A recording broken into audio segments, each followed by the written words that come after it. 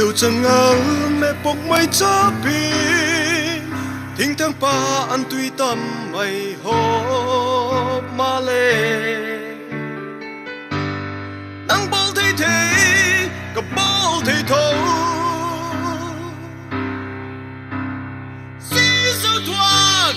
nếu chuông lâu âm mi ra tâm lai ở quan ngoài cái hí tiếc quái qua mà các em tiếc quái qua mà các em tiếc quái một lần vài cam lâm mà chia sâu lâu hốc bốc ngoài mây ạ đam siêu đi ma lê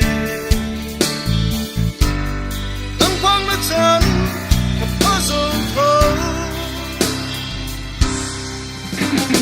dĩ dấu thoát nếu chuông lâu âm mi ra tâm mai ở quan ngoài cả hí tiếc quái qua mà các em tiếc quái qua mà các em tiếc quái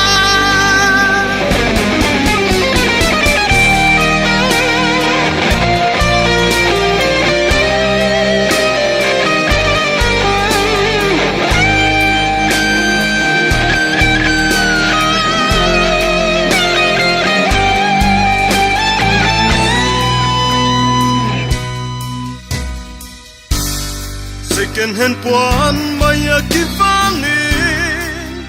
branded man tumtak bang solo